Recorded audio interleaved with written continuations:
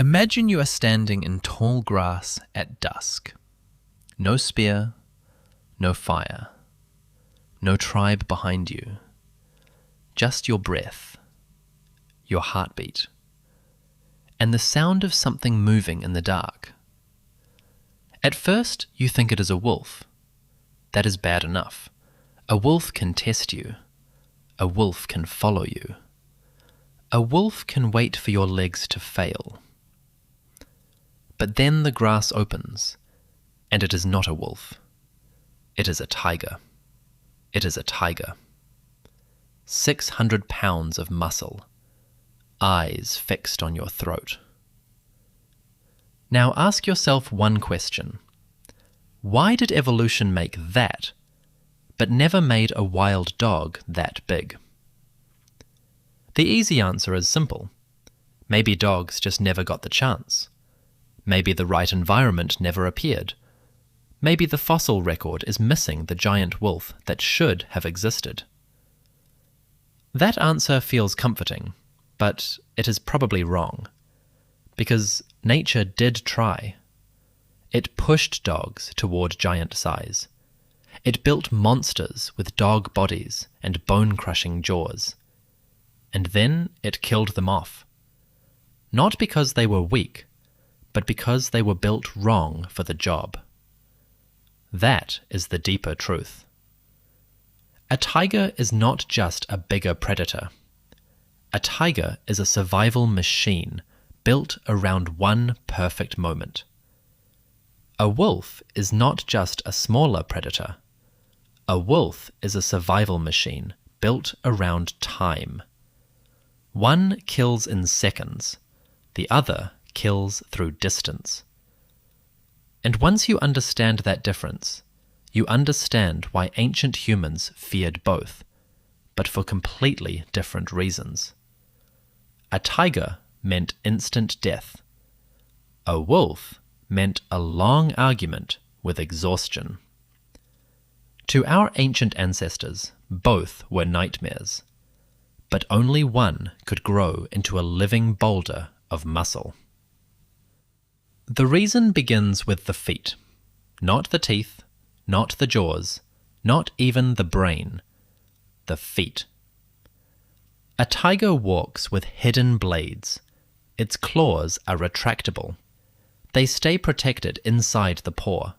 They do not scrape against dirt all day.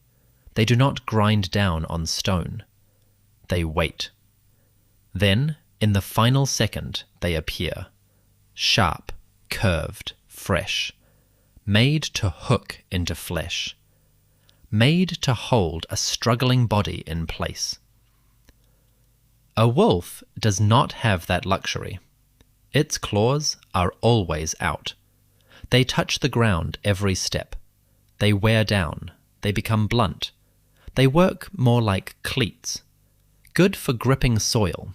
Good for turning while running. Bad for locking on to a giant animal that is fighting for its life. That one difference changes the entire destiny of both families. A tiger can hide. A tiger can creep. A tiger can explode from cover. Then the claws sink in, the jaws close, the prey collapses. That is the ambush strategy. Fast, violent, final. A dog cannot rely on that same trick. It can bite, it can snap, it can tear, but it cannot hold a huge animal the way a cat can. So dogs had to solve the same survival problem another way. They ran, they followed, they pressured. They waited for the body of the prey to betray itself. That is endurance hunting. And ancient humans knew that strategy very well, because we used it too. Long before arrows, long before horses, long before metal blades, humans survived by walking animals into collapse. We were not the strongest, we were not the fastest, but we could sweat, we could track, we could cooperate, we could keep going under the sun. A wolf pack is the animal version of that same ancient rule. Do not overpower the prey. Outlast it. But endurance has a price. Weight. Every extra pound matters. Every extra muscle must be fed. Every heavier step creates heat. Every larger body burns more energy. If you are built for a short explosion, size helps. If you are built for a long chase, size punishes you. That is why a tiger can become massive. Its hunt is short. Its body is a weapon for one violent burst. But a wolf cannot afford to become a tiger with dog paws. A 500-pound wolf would not be a super wolf. It would be a furnace on legs. It would overheat. It would tire. It would need too much food. It would lose the very gift that makes a wolf dangerous: stamina. This is the false answer many people believe. Big dogs do not exist because dogs are weaker than cats. That sounds right, but it is not the deeper truth. Dogs are not failed cats. They are specialists in a different kind of death. The cat wins by impact. The dog wins by pressure. The cat turns muscle into a trap. The dog turns patience into a weapon. And in nature, a weapon only works if the body can afford it. But then we find something strange in the ancient earth. Something that almost breaks the rule. Millions of years before cities, before farms, before humans shaped dogs into pets and guards, North America had a beast called Epicyon. It belonged to an extinct group often called bone-crushing dogs, and it was enormous. Not tiger enormous, but far beyond a wolf. Some individuals may have reached 200 to 300 pounds. Its skull was heavy. Its jaws were terrifying. Its bite could smash bone. Its fossils looked so powerful that early experts confused them with bear remains. This was not a mastiff. This was not a wolf. This was not a creature bred beside human fires. This was a true wild canid, a dog relative built by ancient ecosystems. For a while, it looked like the answer. The missing giant dog. The predator that proved dogs could grow huge. And for millions of years, it ruled. Picture an ancient horse on an open plain. It hears movement. It sees a massive, dog-like predator closing in. Not alone in a backyard, not shaped by a human hand, but born from a brutal world where every meal was a fight. Epicyon could crush limbs. It could tear carcasses apart. It could bully other meat-eaters away from food. It may have been one of the dominant predators of its world. So the mystery should be solved. Nature did build a giant dog. But then comes the deeper reveal. It vanished. Not just one species, the whole bone-crushing dog line disappeared. And the most painful part is this. It may not have lost because it was too weak. It may have lost because cats were too efficient. As true cats spread across North America, the hunting game changed. A cat could use stealth. A cat could preserve energy. A cat could launch one precise ambush. A cat could kill with less waste. Epicyon had grown large, But it still carried the old dog problem. Its claws were not cat claws. Its body was not perfectly made for a silent pounce. Its shoulders and limbs were not the same kind of ambush machine. It had size, it had jaws, it had power. But it did not have the full tool set of a giant cat. That is the cruel lesson. Size alone is not power. Size is a bill. And every day the body must pay it. A huge predator needs huge calories. If it gets food easily, size is strength. If it wastes too much energy, size becomes debt. Epicyon may have been a giant dog standing between two worlds, too large for the perfect endurance game, not cat-like enough for the perfect ambush game. And in evolution, almost perfect can still die. This is where the story turns back toward us.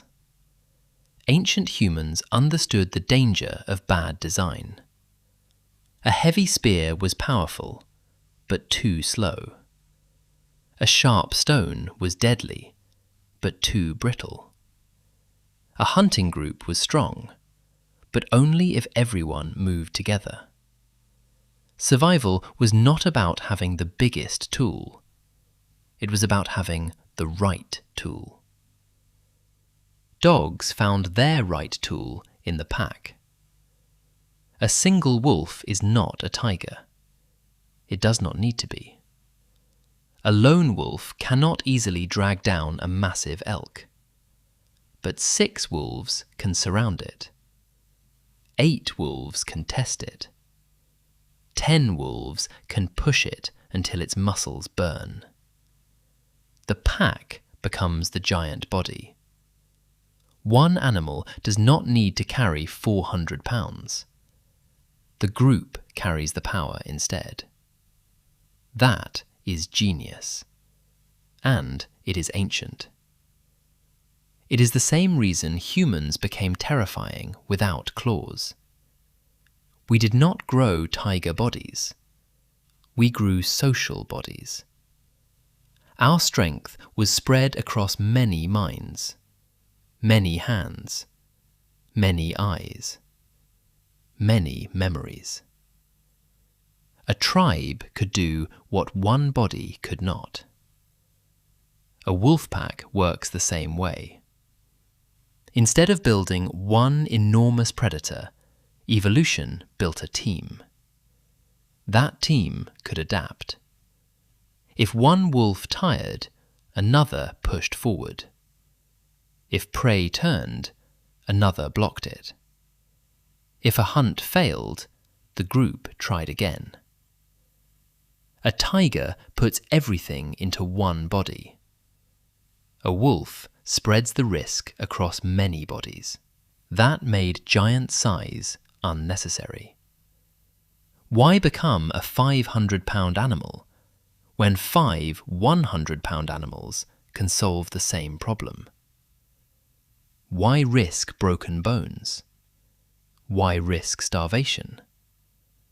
Why carry the hunger of a giant when the pack can carry the strategy? This is the deeper reason wild dogs stayed middleweight. Not because they were unfinished, because their solution worked. And when a solution works, evolution does not care if it looks impressive. Evolution does not reward drama. It rewards survival. That is why lions are so interesting. Lions are cats, but they hunt in groups. They are one of the great exceptions. The pride gives them some of the same advantage wolves have. More bodies, more pressure, more angles of attack. But lions still keep the cat foundation. Power, claws, ambush. A pride is not a wolf pack with whiskers. It is a cat strategy strengthened by cooperation. That matters, because the body plan still sets the rules. A tiger without a group becomes the perfect solitary ambusher. A wolf without retractable claws becomes the perfect endurance hunter. Each lineage followed its own path, and once a path runs deep enough, turning back becomes almost impossible. A wolf cannot simply decide to evolve tiger claws. Evolution is not a menu. It is a chain of AP feature, must tops from what already exists.